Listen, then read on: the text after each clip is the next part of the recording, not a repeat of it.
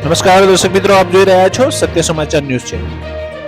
કોરોનાના નવા સબ વેરિયન્ટ વિશે વિશ્વમાં ચિંતા. અમેરિકામાં હોસ્પિટલો પર વધી રહેલ દર્દીઓના કારણે ચિંતા વધી. સીડીસીએ કોરોના વાયરસના કેસમાં વધારા અંગે ચેતવણી. ગુજરાતમાં કુલ 40.77 લાખ હેક્ટરમાં થયું રવિ પાકનું વાવેતર.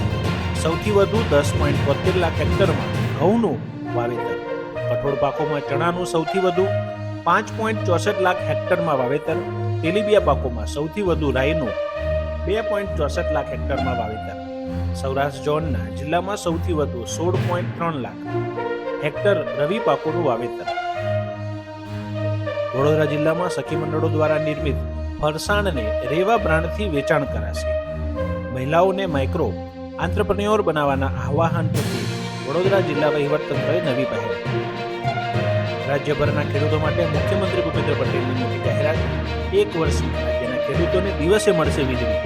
ડિસેમ્બર 2024 સુધીમાં ખેડૂતોને દિવસે વીજળી મળી જશે. સંસદ સુરક્ષા ચૂક બાદ કેન્દ્ર સરકારનો મોટો નિર્ણય. દિલ્હી પોલીસને ખસેડી CISFને સોંપાઈ સુરક્ષા. CISF દેશના એરપોર્ટની પણ સુરક્ષામાં છે.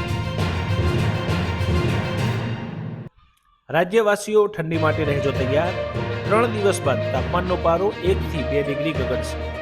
રાજ્યમાં આગામી 5 દિવસ વાતાવરણ સૂકું રહેશે. આગામી 48 કલાક વાદળછાયું વાતાવરણ રહેશે. હવામાન વિભાગની વાતાવરણ અંગે આગાહી. જેટકો દ્વારા ભરતીની નવી તારીખ જાહેર. 28 અને 29 ડિસેમ્બરે લેવાશે પોલ ટેસ્ટ. અલગ અલગ 6 જગ્યાઓ પર પોલ ટેસ્ટ, ફ્લાઇંગ ટેસ્ટ લેવાશે. 7 જાન્યુઆરી લેવાશે લેખિત પરીક્ષા. વિદેશમાં વધુ એક ગુજરાતીનું મોત. નવસારીના વિદ્યાર્થીનું વિદેશમાં કમકમાટી ભર્યું મોત. ઘટનામાં કુલ 6 લોકો હોસ્પિટલમાં દાખલ કરવામાં આવ્યા. રાજ્યપાલ આચાર્ય દેવવ્રતજીએ ગાંધીજીના મૂળ આદર્શને અનુરૂપ તમામ ગાંધી સંસ્થાઓને નવજીવન આપવા આહ્વાન કર્યું.